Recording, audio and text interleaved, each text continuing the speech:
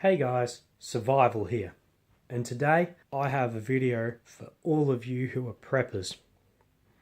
This bag you're looking at, what is it? Well, this is a military surplus haversack. A very useful bag with a lot of pockets, a lot of pouches, and it even has a couple of elastic retainers which you can use to hold rolls of equipment both in the top of the lid and in the bottom back of the bag. Now, you're probably wondering, what do I use this bag for? Well, I use it for a very important piece of kit. This is what I refer to as my get-home bag. So what is a get-home bag? A get-home bag is an important piece of equipment which contains everything you need to allow you to survive for a period of 12 hours so that you can get home to your primary bug-out bag, also known as a 72-hour kit. Now, get-home bags, depending on where you're located, can be made to be a 24-hour kit. Personally, what I recommend as a 12-hour kit could last me easily 24 hours. But that's just my personal situation. Yours may vary. So remember, tailor whatever you put in it food-wise and water-wise to your personal needs. Your needs will vary, and your needs will in most cases not be the same as mine. So let's have a look what I put in my get-home bag. So this is the contents of my get-home bag. It's not much, but it's all that I need to last me approximately 12 hours so that I can get home back to my primary bug-out bag, which is going to last me a minimum of 72 hours, if not longer. So what do I have? Well, I start with a stainless steel mug. Why do I have it? It's very simple.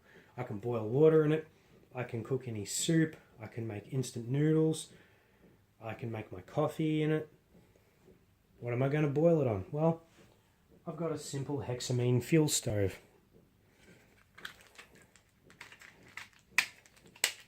So in the stove I've got 2 lots of the hexamine fuel tablets. The stove can lock into this position, or I can lock it at this position to use a mug on it. When using the hexamine fuel tablets, simply you place one in the middle, or if you're using 2, place one at the side and one at the other side, light them, and you'll have a good amount of heat fairly quickly for a reasonable amount of time. Now, it's not the strongest stove. It will most likely warp and not last more than 1 or maybe 2 uses. But that's the point.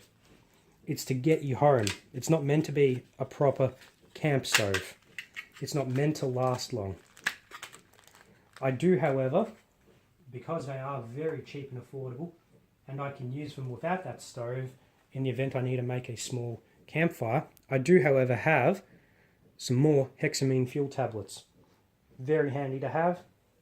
Cost almost nothing. How am I going to light the hexamine fuel tabs? Well, I carry 2 methods of starting a fire. First of all is my trusty fire steel.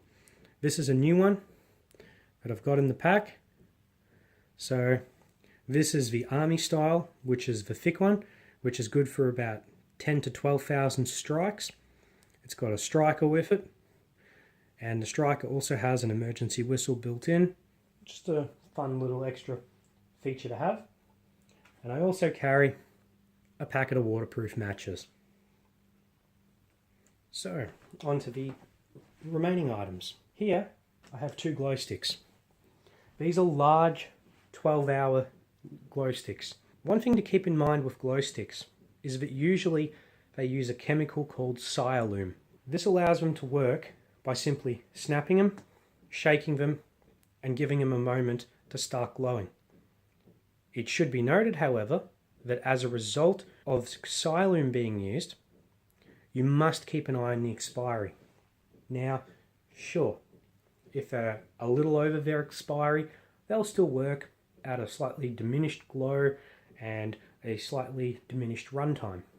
However, if they're well beyond their expiry, either they won't even start glowing, or if they do, they will glow for only a very small fraction of the time that they originally would have glowed for. So just remember, when you put glow sticks in, check the expiry on them. Keep them current.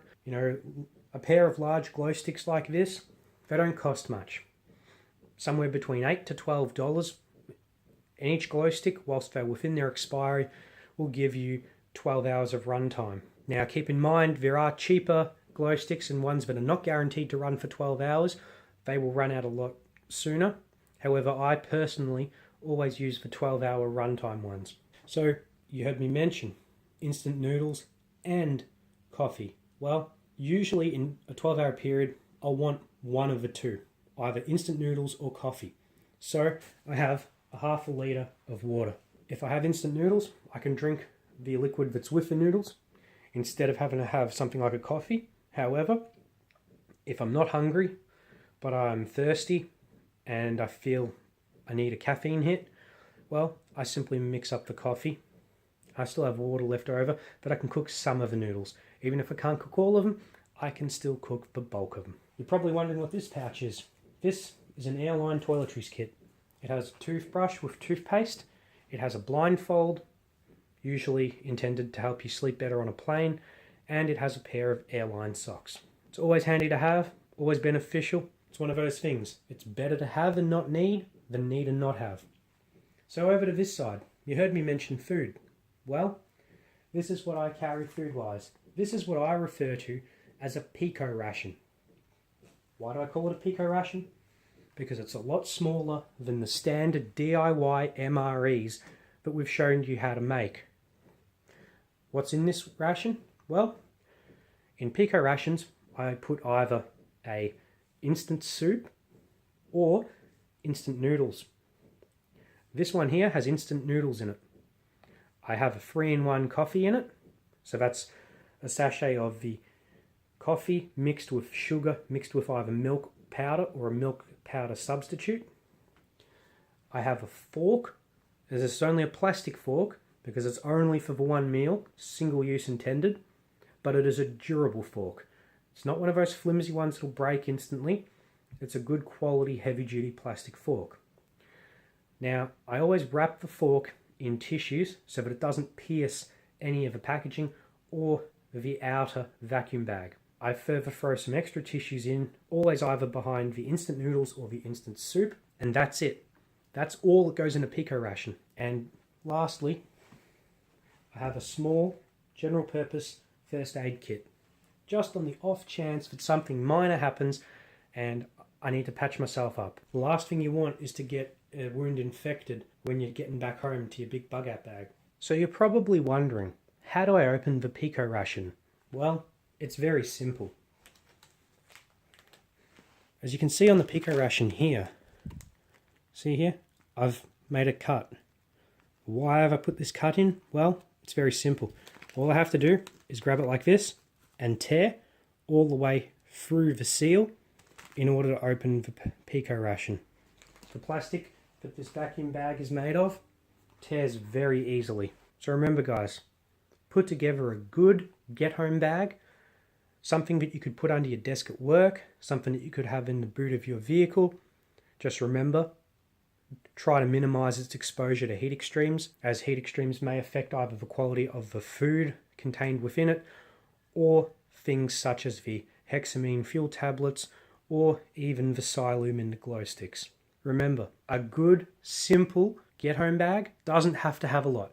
You don't need a lot. It's just to get you back home to your bug out bag. And remember, stay safe in the bush.